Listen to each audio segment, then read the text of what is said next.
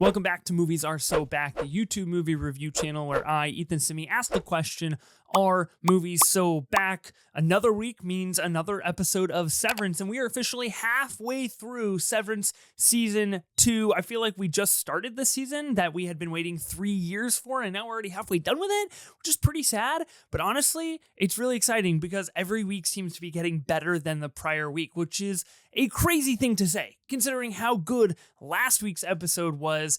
This week's episode, great follow-up, great episode.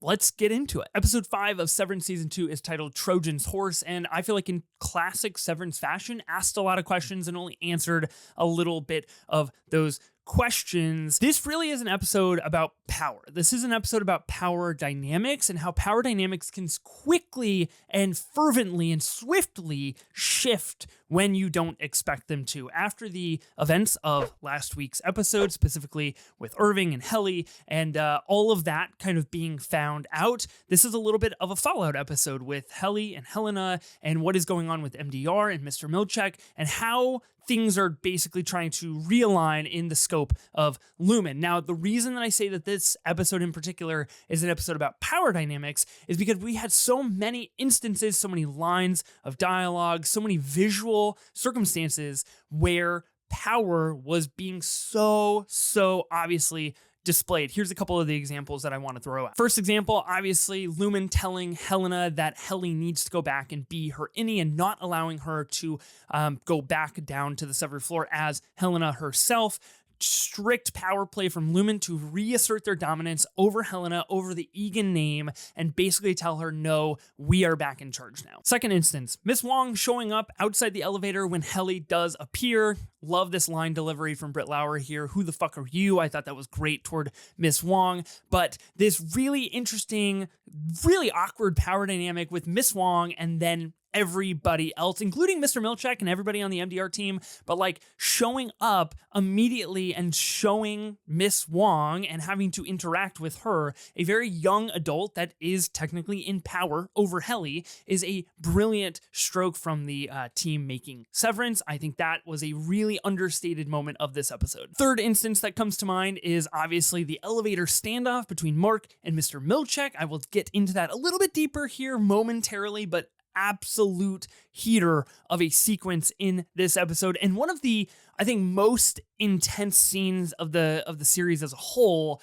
and that was like power dynamics 101, especially how Mr. Milchek literally physically takes a step forward toward Mark in an already tight-knit space. Incredible stuff. Fourth instance here, this is a much bigger sequence, a much more overarching sequence of the episode, but it's Mr. Milchek's performance review. This is Lumen reestablishing and saying, look, Mr. Milchek, we gave you the opportunity, you fucked it, and now you need to be back under our guidance, under our wing, and we are going to tell you exactly what you need to be doing. And Mr. Milchek quickly acts on that. Obviously, the elevator sequence comes directly after his performance review, and he tries to take advantage to find his way back into the good graces of Lumen.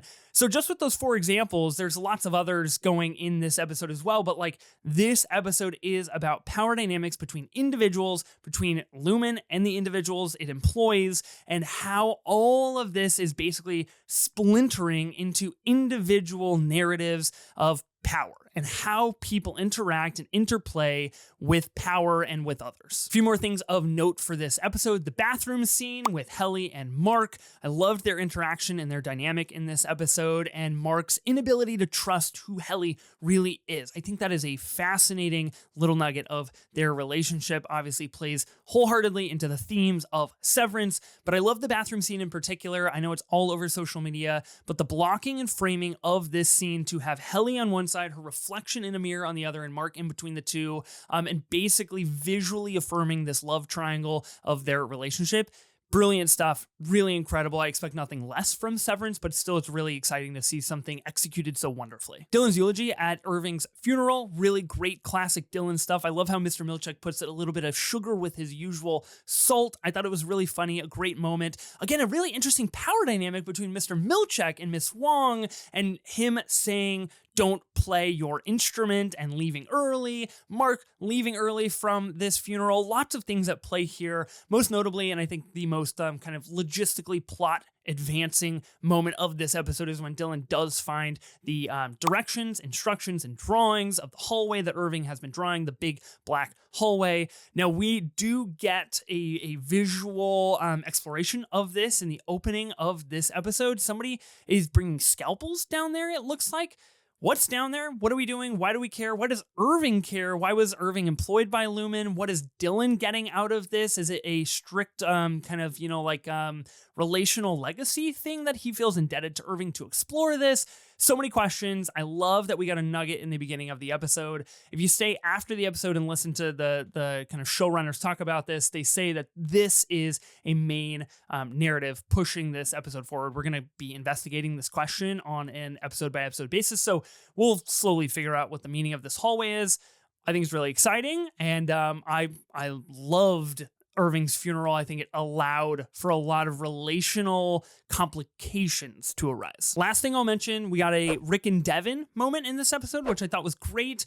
Really interesting for their relationship. Again, a power dynamic between their relationship. Why is Devin with Rickon? Is a big question that I personally have. But it sounds like the financial opportunities that Rickon allows Devin to have in her life are advantageous to her. And he notes that and he affirms that, and it's really fascinating to me that it is really at the behest of Lumen. Again, like they are pulling the strings on this particular situation as well. I'm curious to see how all of that plays out. Miss Casey face card, classic. Get it every single episode, and I love it. Every single episode we get one scene of a Miss Casey face card, and it does not ever does not ever get declined.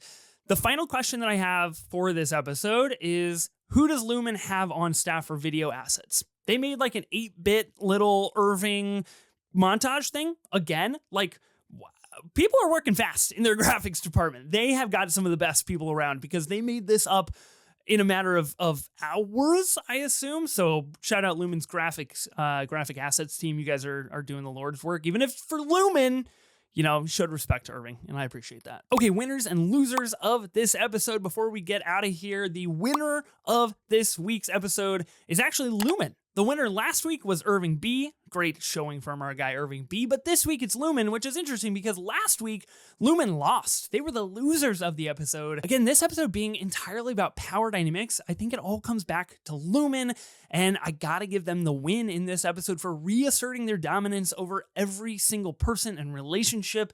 And I think Mr. Milchek is going to be a snake to look out for in the coming episodes. He is back on the grind. Things are going to get very dark and very intense with him. He's already getting on Mark for leaving 6 minutes early.